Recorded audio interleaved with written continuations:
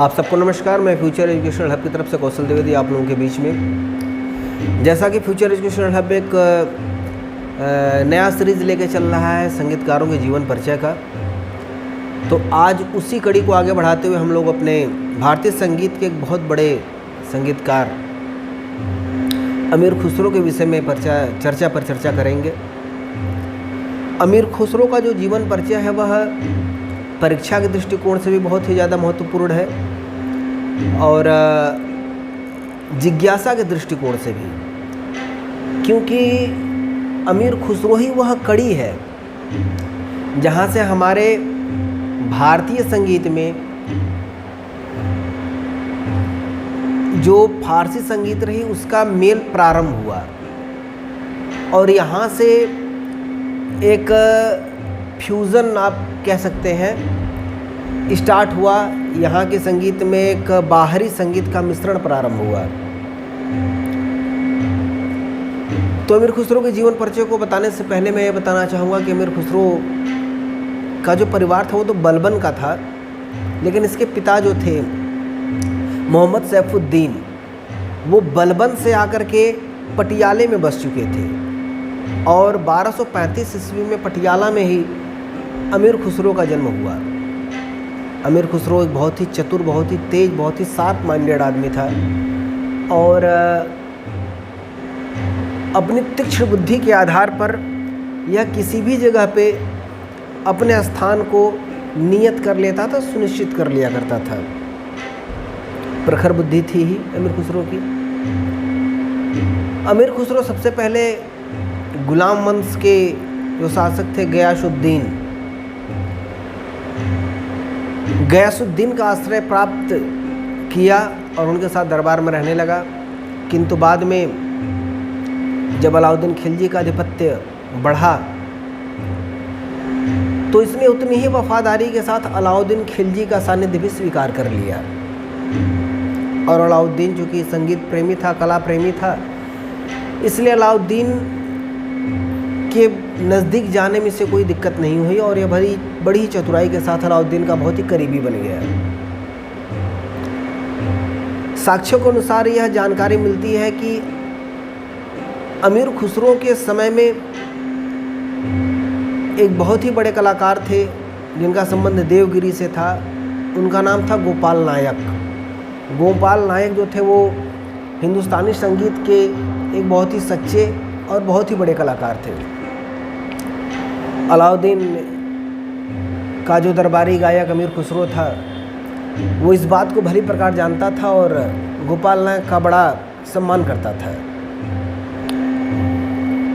कहते हैं गोपाल नायक से इसने बहुत सारी विद्याओं को सीखा। कहानियाँ और भी हैं लेकिन बहुत ज़्यादा डिटेलिंग का कोई मतलब नहीं है। अगर हम लोग फैक्ट्स के बिहाफ पे बात करें तो इधर उधर कहानियों में जाने का मतलब है कि स्टोरी बढ़ जाती है, समय ज़्यादा लग जाता है। जो मूल बातें हैं मैं प्रयास करूँगा कि बस उन्हीं बातों को बताया जाए ताकि कम समय में आपको अधिक जानकारी मिल सके। अमीर खुसरो गोपाल नायक से भारतीय शास्त्रीय संगीत के विषय में बहुत कुछ सीखा, अध्ययन किया और उसके बाद उसके पास जो संगीत की विधा थी उन विधाओं के साथ उसका गठजोड़ किया और एक नई पद्धति बनाई। कहते हैं कि छोटा ख्याल, कव्वाली, तराना, इन सभी विधाओं का जन्मदाता अमीर खुसरो रहा। अमीर खुसरो ने ये विधाएं बनाई। अमीर खुसरो ने इसके साथ साथ कहा जाता है कि वीणा पे 3 तार और जोड़ करके सहतार बनाया। सहतार से वो धीरे धीरे सितार में कन्वर्ट हो गया। पखावज को 2 भागों में काट करके तबले का निर्माण किया। तो सितार और तबले के निर्माण का श्रेय भी अमीर खुसरो को जाता है। कुछ विद्वान इस चीज़ को नहीं मानते हैं, लेकिन कुछ विद्वानों के अनुसार सितार और तबले का आविष्कारक जो है वो अमीर खुसरो रहा। अमीर खुसरो ने अपने जीवन काल में कई रागों की भी रचना की, जिसमें पुरिया, साजगिरी, पूर्वी, जिला, सहाना आदि राग थे। साथ ही साथ अमीर खुसरो ने अपने जीवन काल में बहुत सारे तालों की रचना की, जो ताल तबले पे बजाए जाते थे, क्योंकि तबले का आविष्कारक माना जाता है इसको। और उसके पहले पखावज प्रचलन में था। तो तबले के लिए इसने स्पेशल तालें बनाई, जिसमें आपका झुमरा हो गया, त्रिताल हो गया, आड़ा चार ताल हो गया, तिवरा हो गया, सूल ताल हो गया। इन तालों की रचना अमीर खुसरो ने तबले के लिए की, ऐसी मान्यता है। अपने जीवन भर संगीत में बहुत सारे कामों को किया अमीर खुसरो ने। कहते हैं कि 90 पुस्तकों को लिखा वो, और बहुत अच्छा कवि भी था अमीर खुसरो। आज भी उसके कुछ कहानियाँ, कुछ किस्से यदा कदा सुनने को मिल जाते हैं। एक लंबा जीवन जीने के बाद लगभग 100 वर्षों का जीवन काल इसका था। 1335 ईस्वी में अमीर खुसरो का निधन हो जाता है, और निजामुद्दीन औलिया जो उसके गुरु थे, उसके धार्मिक गुरु भी थे, उनका बड़ा सम्मान किया करता था। निजामुद्दीन औलिया के कब्र के बगल में उसकी कब्र बनाई जाती है। स्वभाव उसका चाहे जो रहा हो, लेकिन आज के समय में संगीत का जो प्रचलन है, जो विधाएं आज के दौर में प्रचलित है, उन विधाओं को अगर देखा जाए तो इसमें कोई दो राय नहीं कि संगीत के लिए अमीर खुसरो ने बहुत बड़ा योगदान किया, और अमीर खुसरो के योगदान को नहीं भूला जा सकता। आज अमीर खुसरो के इस छोटे से परिचय